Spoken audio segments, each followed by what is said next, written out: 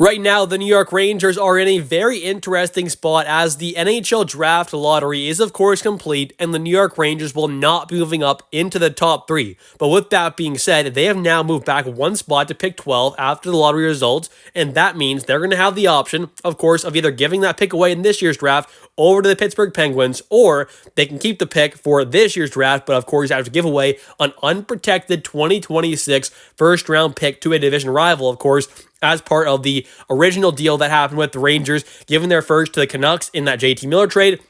And then, of course, the Canucks made a move pretty much right away, giving that first-round pick over to the Penguins for a couple players, one being Marcus Pettersson and Drew O'Connor. So the Rangers are in an interesting spot because, of course, that pick was top 13 protected, and since it is in the top 13, the Rangers have the option of either keeping it or giving it away. And, of course, with this draft, reportedly by most people's kind of perspectives and kind of thoughts, it's not supposed to be an incredible draft. I mean, at the very, very top, it seems like there's kind of, 3, 4, 5, 6, maybe kind of really good prospects, maybe elite kind of prospects, or at least around that caliber. But after that, by most kind of scouts reports, it does seem like it drops off a bit. So the Rangers are in an interesting spot where you're at pick 12, which is not like a bad first round pick, but it's obviously not a great one. So you're probably not going to be able to get one of those great talents in this draft. And of course, with next year's draft reportedly being quite incredible, if this pick, let's say next year is for the Rangers, that first round pick is around pick number like 20, 21, 22 range,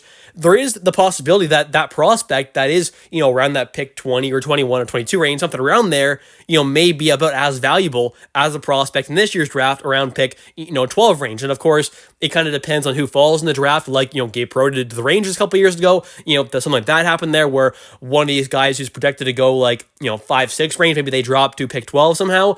That's a possibility, of course, and you just never know which Rangers are going to have to, of course, make that decision, I believe, 48 hours before the draft starts. So they will have to give the Penguins a little bit of time, of course, but not too much time there as it is still only like a couple days before. So the Rangers have still quite a bit of time to make that decision, of course. And I think what Chris Drury decides to do is definitely going to kind of reflect on his kind of trust in this team for next season there. If he decides to go out there and keep this year's pick, that definitely means that he has a lot of faith in this team, which means he's willing, of course, to give up an unprotected first-round pick in the draft, which is seemingly quite amazing. And that first-round pick is, of course, going to the Pittsburgh Penguins, a division rival, whereas, of course, if you're giving away that pick this year and you're keeping next year's pick, that kind of shows that maybe Chris doesn't have a ton of faith in this team. So I think overall, it's going to be an interesting decision there for Drury as right now, like I said, with this draft not being fantastic and the Rangers falling back one spot from 11 to 12, that's not ideal. And I think with where they're at in this draft, you really have to kind of decide whether or not,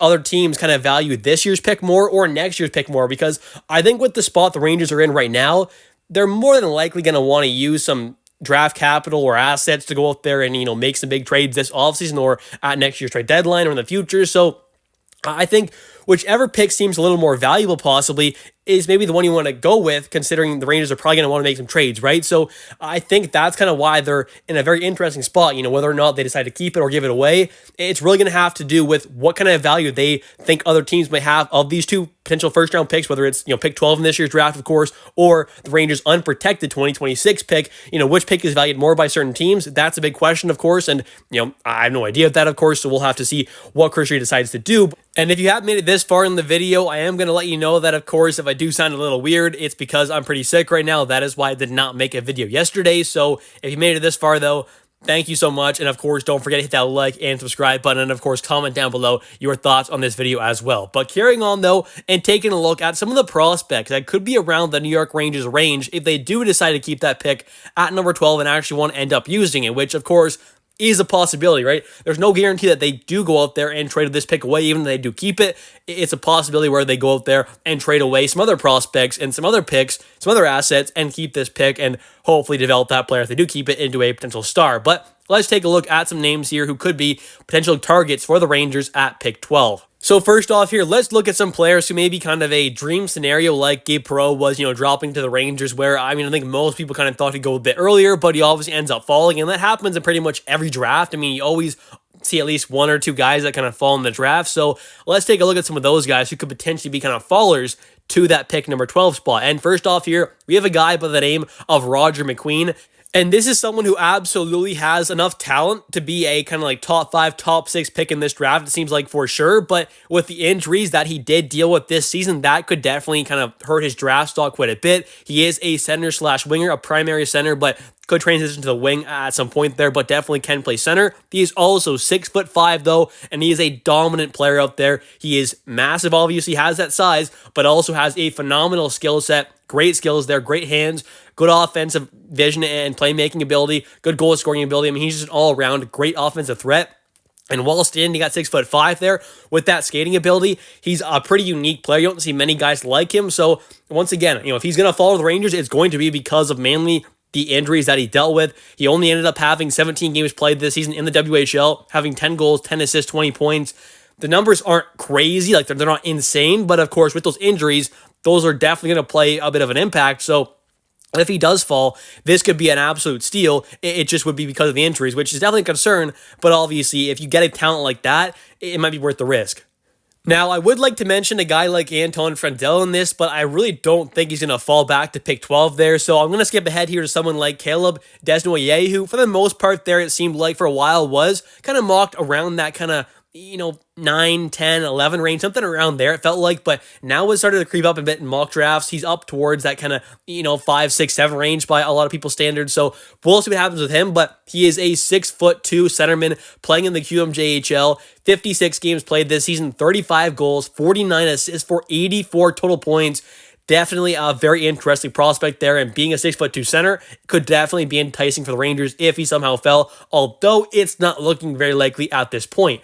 Next up here, we've got Jake O'Brien, who may be my favorite kind of realistic target. He's projected to go around this kind of, 12 range, something around there, a little bit above that, but somewhat around that range there. So if he went to the Rangers at pick 12, I would be very happy with the selection. He's a 6'2" centerman playing with the Brantford Bulldogs in the OHL this season, but ended up having 66 games played, 32 goals, 66 assists for 98 total points in his draft year, which is quite phenomenal. They're almost 100 points before he got drafted. It is pretty insane for an OHL player. You don't see that too often, of course. And with a guy of his talent, if he got to pick 12 there, I think this would be a great pick. He's a solid all-around player, has that 6'2" size there, can play center, which is exactly kind of what this team needs. And now for another pretty realistic target, a guy who more than likely will be available possibly at that pick number 12 spot, and that is Brady Martin. He's a 6-foot center playing with the Sioux Greyhounds in the OHL. So Bryce McConnell-Barker, his former team there, another New York Rangers prospect who's also a center. But Brady Martin is a guy who had 57 games played, 33 goals, 39 assists for 72 total points. But the big thing with him is he is known as pretty much being like the best, or at least one of the best hitters in all of the OHL, standing at only 6 foot there, being a guy who was in his draft year as well. So he's playing against guys that he's, a few years younger than, at least for the most part there, maybe a bit smaller than, but he is known as being an incredible hitter there. He's always looking to hit. And for a guy who has that hitting ability, that physicality, while also having a pretty great offense game as well. I mean, 72 points in 57 games played in his draft year is not bad at all, while also being a guy who scored 33 goals and, of course, can bring that physicality in, decent 2A games. So I think he'd also be a pretty great selection there. But anyways, thank you all so much for watching today's video. If you have enjoyed, definitely don't forget to click that like and subscribe button for daily New York Rangers content. Of course, I'll have more draft coverage and kind of talk around some prospects and potential draft targets for the Rangers as we get closer to the draft. And, of course, once we figure out whether or not they're going to keep this pick, I'll definitely have a video talking about that as well, because this will definitely have a pretty big impact on what this team could decide to do or could be able to do in this upcoming offseason. Thanks for watching. I'll catch you next one, and let's go Rangers.